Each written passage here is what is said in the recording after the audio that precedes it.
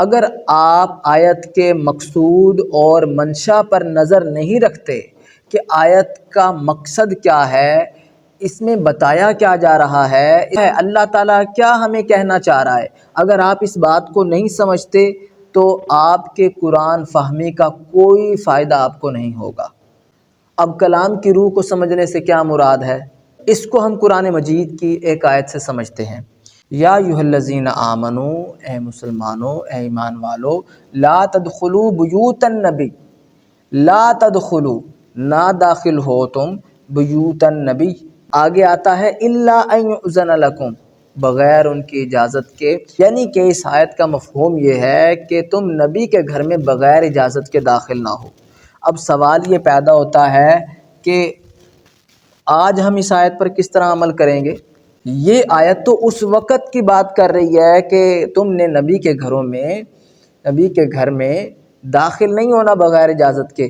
اب تو 1400 سال گزر گئے ہیں، تو اب کس طرح اس آیت پر ہم عمل کریں؟ تو اصول کیا ہے؟ کلام کی روح کو سمجھنا۔ اور کلام کی روح کس طرح معلوم ہوتی ہے؟ دیکھیں، لا تدخلوا بیوت النبی، تم نبی کے گھروں میں داخل نہ ہو۔ تو اس آیت میں اللہ کا منشا یہ ہے کہ جب بھی تم کسی کے گھر داخل ہو تو اجازت کے ساتھ جاؤ، بغیر اجازت کے نہ جاؤ۔ یہ اس آیت کا منشا، یہ اس کلام کی روح اور یہ مقصد بیان فرمایا جا رہا ہے۔ اس وقت صحابہ کو منع کیا گیا کہ تم نے بغیر اجازت کے نبی کے گھر میں نہیں جانا۔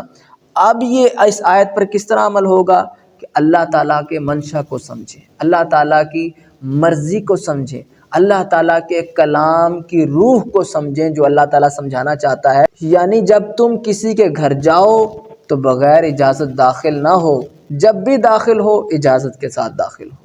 تو اس آیت کو سمجھانے کا مقصد یہ ہے کہ جب ہم کلام مجید کا مطالعہ کریں، قرآن مجید کی کسی بھی آیت کو سمجھیں، ہم اس آیت کے مفہوم کو سمجھنے کے ساتھ ساتھ اس کا مقصد سمجھیں، اللہ تعالیٰ کی کیا منشا ہے، اللہ تعالیٰ ہمیں سمجھانا کیا چاہتا ہے، ہم اس کلام کی روح کو سمجھیں۔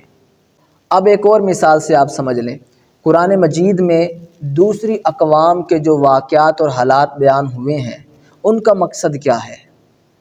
قوم نوح پر عذاب آیا، قرآن مجید میں ذکر ہے، قوم ہود کا ذکر ہے، قوم عاد کا ذکر ہے، فرعون کا ذکر ہے۔ تو جتنی بھی اقوام ہیں ان پر جو عذاب آئے وہ کس طرح غرق ہوئیں، وہ کس طرح تباہ و برباد ہوئیں، وہ لوگوں کے اعمال کی وجہ سے ہوئی تھیں۔ تو ان اقوام کے ذکر کا مطلب یہ نہیں کہ آپ کو کوئی قصہ کہانی سنانا ہے، بلکہ اللہ کا منشا اور مقصد یہ ہے کہ جو اعمال انہوں نے کیے تم وہ اعمال نہ کرنا۔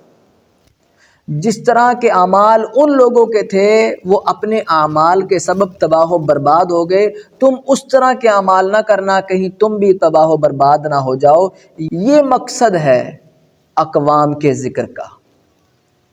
قوموں کو کس طرح عروج ملتا ہے، کس طرح زوال پذیر ہوتی ہیں، وہ ذکر ہے قرآن مجید میں۔ کیوں ذکر کیا؟ اس لیے کہ لوگوں کو ہدایت ملے کہ جس طرح انہیں عروج ملا تھا تم وہ کام کرو، تمہیں بھی عروج ملے گا، اور جس طرح وہ زوال کا شکار ہو گئی تھی تم وہ اعمال نہ کرنا ان کے جیسے کہ تم بھی زوال کا شکار ہو جاؤ گے۔ تو مقصد یہ ہے کہ اللہ تعالیٰ کے کلام کی روح کو سمجھنا، یعنی اللہ تعالیٰ کیا فرمانا چاہتا ہے، اللہ تعالیٰ کا منشا کیا ہے، اللہ کا مقصد کیا ہے، آیت میں اس کو پیش نظر رکھنا ہی بڑا ضروری ہے۔